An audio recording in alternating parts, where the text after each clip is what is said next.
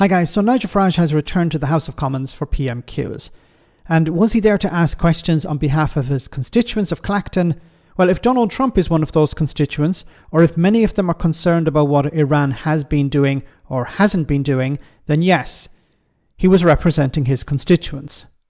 Farage, of course, tried to bait the Prime Minister into responding to comments made by members of the Labour Party and the Cabinet about Donald Trump in the past. But Starmer had a pretty good response. Have a listen to this. Nigel Farage. Thank you, Mr. Speaker. I'm sure the Prime Minister and the whole House would wish to congratulate Donald Trump on his landslide victory last week. Is that hold on. I will hear the question. Nigel. Thank you. But within a couple of days, we'd learned of a third assassination attempt. Charges have been laid, and behind it are Iran's Revolutionary Guards. Has the time not come, Prime Minister, to prescribe what is so obviously a terrorist organisation? And in doing so, not just do the right thing, but maybe mend some fences between this government and the incoming presidency of Donald Trump's, given that the whole of his cabinet have been so rude about him over the last few years? Well, I'm glad to see the honourable member making a rare appearance back here in Britain. He spent so much time in America recently. I was half expecting to see him on the immigration statistics when we see the next batch. But he may have missed. I did congratulate the incoming president last week. And we will work with him. The point he makes about Iran is a very serious point, and we will work across the House and with our allies on it. Obviously, on question of prescription, we keep them under review. Thank you. I love to see Nigel Farage roasted. So I love the fact that he added a bit of immigration in there as well. Nigel Farage spends so much time in the US, he has now become an immigration statistic.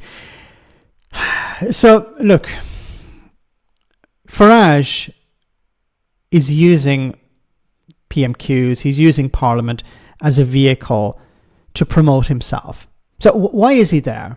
He's not there to represent his constituents. I don't think for a moment that Angie, who's worried about whether she needs to rely on a food bank this week, is concerned about the Iranian Revolutionary Guard. Or I don't think Joe, who's worried about paying his rent this month, is concerned about the relationship between the US and the UK and whether members of the Labour government should apologise and grovel to Donald Trump. No, they're concerned about real issues that impact them. Like, when has he ever raised the point of, I don't know, a hospital in the area? When has he ever talked about social housing? Social and affordable housing for people? When has he talked about more funding for councils so that they can provide these things? When has he ever talked about social care?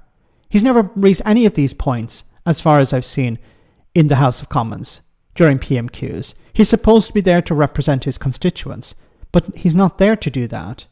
He's decided, I'm going to use this platform to promote myself.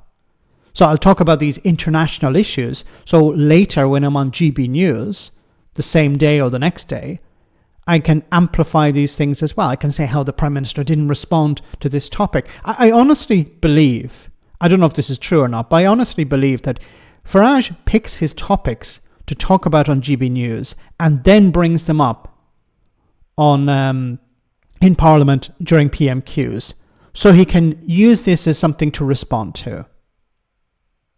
It's never been about Clacton. It's never been about representing people there. He doesn't care about them. It's all about him. It's all about amplifying issues that he wants amplified.